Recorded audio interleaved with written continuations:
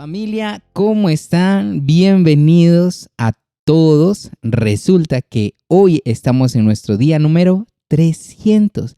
300 días leyendo la palabra de Dios. Qué bendición tan grande, tan maravillosa.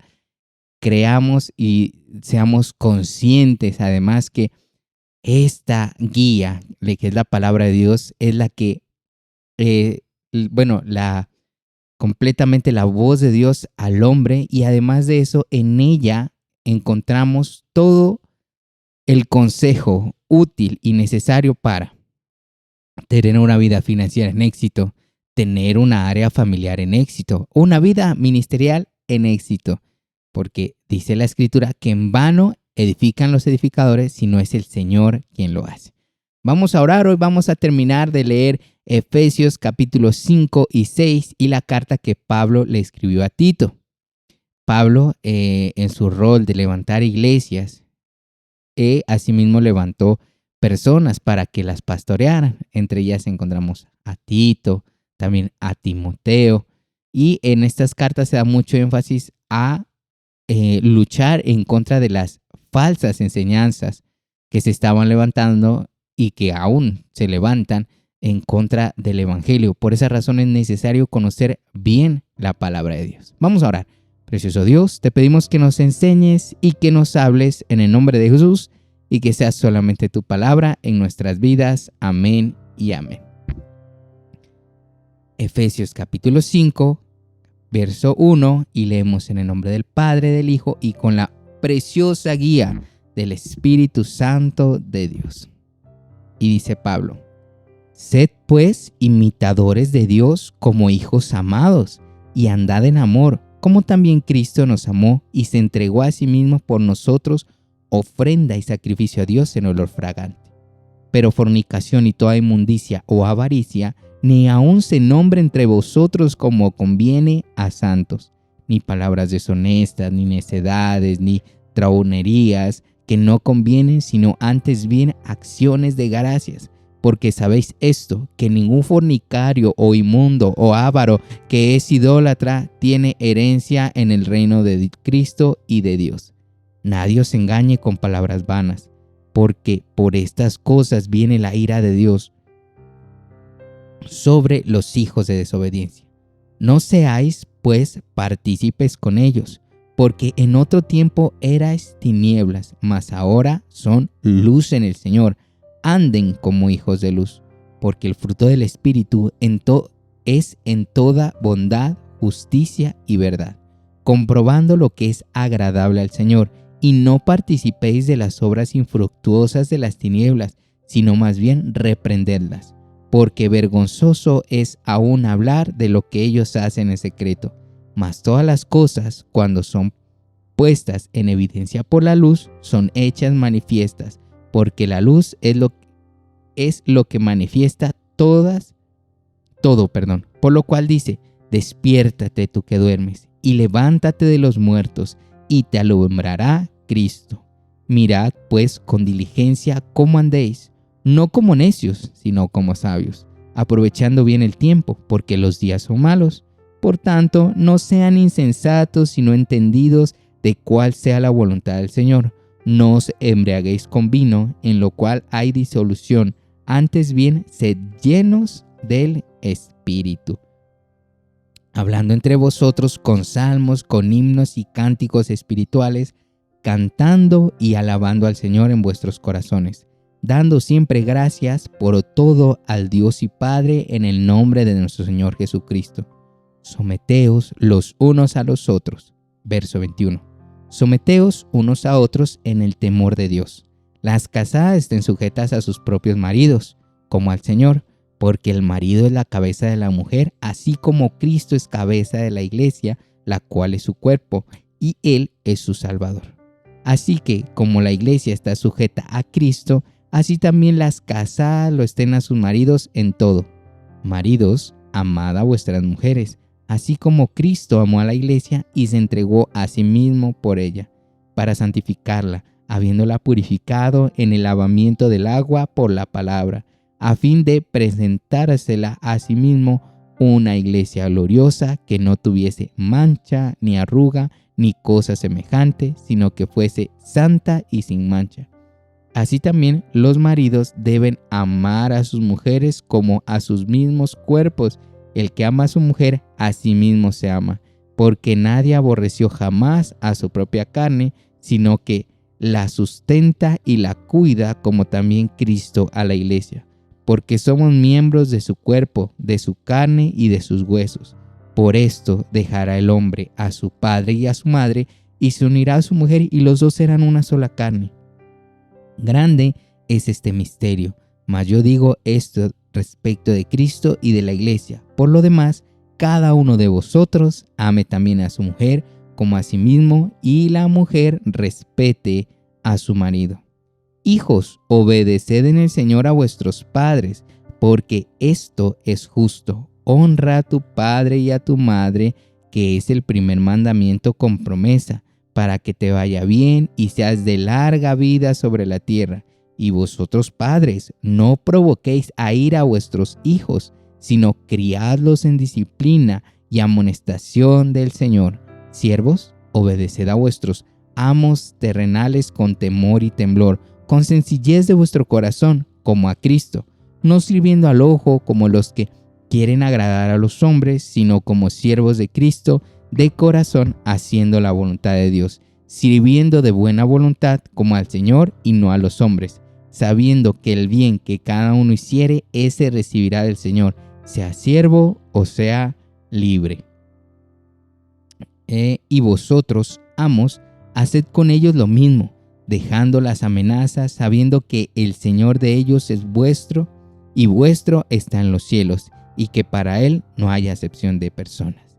Verso 10. La armadura de Dios.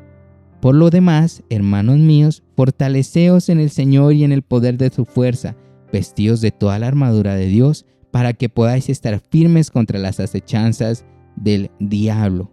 Porque no tenemos lucha contra sangre y carne, sino contra los principados, contra las potestades, contra los gobernadores de las tinieblas de este siglo, contra huestes espirituales de maldad en las regiones celestes.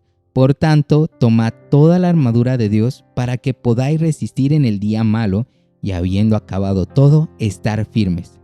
Estad, pues, firmes, ceñidos vuestros lomos con la verdad, y vestidos con la coraza de la justicia, y calzaos los pies con el apresto del evangelio de la paz. Sobre todo, tomad el escudo de la fe, con que podéis apagar todos los dardos de fuego que envía el maligno. Y tomad el yelmo de la salvación y la espada del Espíritu, que es la palabra de Dios, orando en todo tiempo con toda oración y súplica en el Espíritu, y velando en ello con toda perseverancia y súplica por todos los santos, y por mí, a fin de que al abrir mi boca me sea dada palabra para dar a conocer con denuedo el misterio del Evangelio, por el cual soy embajador en cadenas, que con denuedo hable de él como debo hablar. Para que también vosotros sepáis mis asuntos, y lo que hago, todo os lo hará saber Tíquico, hermano amado y fiel del ministro del Señor, el cual envía a vosotros para esto mismo, para que sepáis lo tocante a nosotros y que consuele vuestros corazones.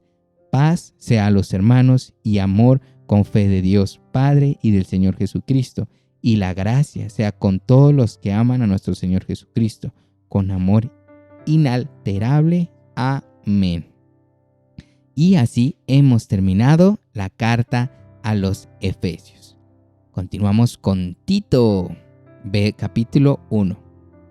Pablo, siervo de Dios y apóstol de Jesucristo, conforme a la fe de los escogidos de Dios y el conocimiento de la verdad que es según la piedad, en la esperanza de la vida eterna, la cual Dios, que no miente, prometió desde antes del principio de los siglos, y a su debido tiempo manifestó su palabra por medio de la predicación que me fue encomendada por mandato de Dios nuestro Salvador, a Tito, verdadero hijo en la común fe, gracia, misericordia y paz de Dios Padre y del Señor Jesucristo y nuestro Salvador.